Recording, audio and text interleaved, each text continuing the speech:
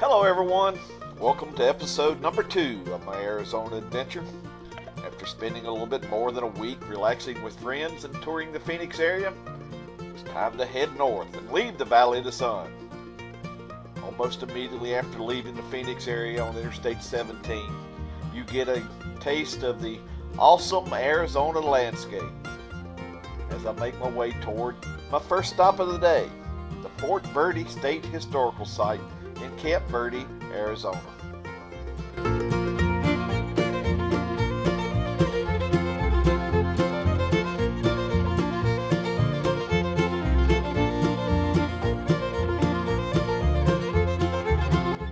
The Fort Verde Historical Park is a small park administered by the state of Arizona and was listed on the National Register of Historic Places in 1971. The site preserves what's left of an Apache-era fort that once stood here to protect the settlers of the Southwest. I began my tour at the Visitor Center, which includes a very small museum. Then I made my way out to the parade ground and toured the fort's 3 remaining buildings. Fort Verde was a key link in the supply route established by General George Crook to get supplies and provisions to several other Southwest forts. In fact, mile marker 0 of the General Crook Trail is located just outside the parade grounds.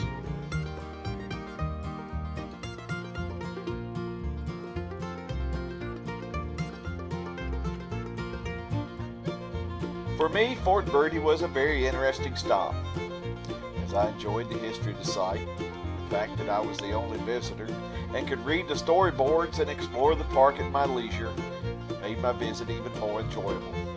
But now, it's time to hit the road and continue my adventure.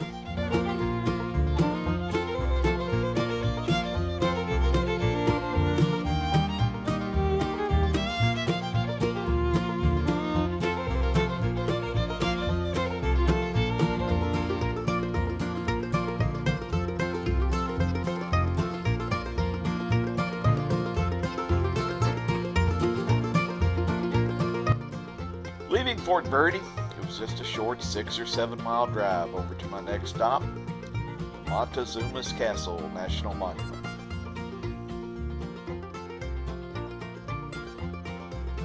After a brief stop at the Visitor Center, where I picked up a map and had a very nice conversation with one of the rangers, I made my way down the paved path to where I could view the castle that was situated high in the rocks above. But just a word of caution. Walking around the trail, be alert to rattlesnakes. During my visit, I saw 2 very close to the path, and a park ranger was in the process of removing a 3rd that was lying across the path in front of us. As you can see, Montezuma'S Castle is a well-preserved natural structure that was constructed over about 3 centuries between 1100 and 1400 AD. It consists of about 60 rooms, where anywhere from 30 to 50 people lived. In addition to living space, there's also evidence that some of the rooms were used for cooking and storage. In talking with one of the rangers, I found out that the most often asked question is, how'd they get up there?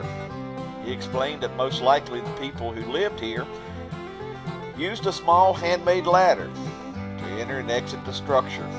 This made it almost impossible for enemy tribes to penetrate the natural defense of the castle.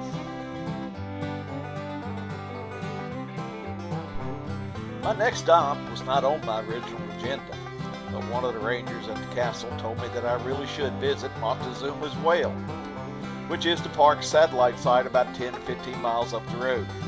So, off I went.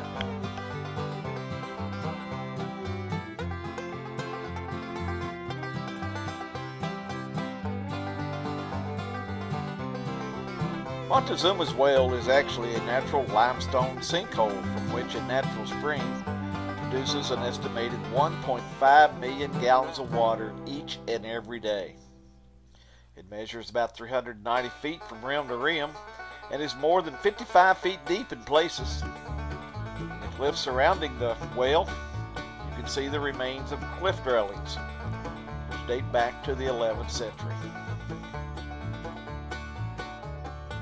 The whale's steady and dependable output of water has been used for irrigation since the 8th century. And part of the prehistoric canal that has been used for thousands upon thousands of years is still in use today.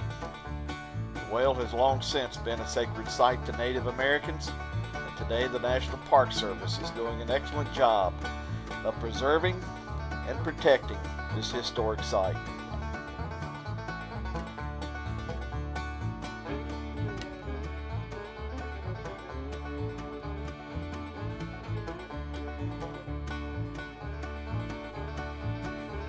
After leaving Montezuma's Castle and Whale, I continued my trek north, and soon the landscape began to change. From cactus and desert to the majestic red rocks of Sedona. As I got closer and closer to the Sedona area, the red rocks became more and more impressive. And I could see why. Everyone I talked to told me you just have to visit Sedona.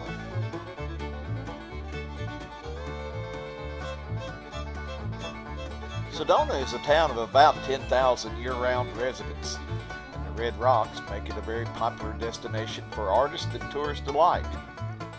The downtown area caters to both, with a number of cafes, restaurants, and shops that display the works of the many artists that come to the area. While having lunch in downtown Sedona, I met a few other tourists who told me I should take the Loop Drive. It's about a 9-mile drive around the south end of Sedona, and they said it was one of the best ways to see the Red Rocks. The views were fantastic. So, off I went, and boy, were they right.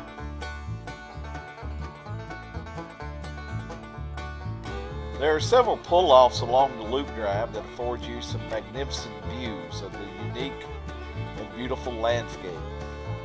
Words cannot describe the magnificent beauty. So I'm going to be quiet for a while and let you enjoy the beauty that is Sedona, Arizona.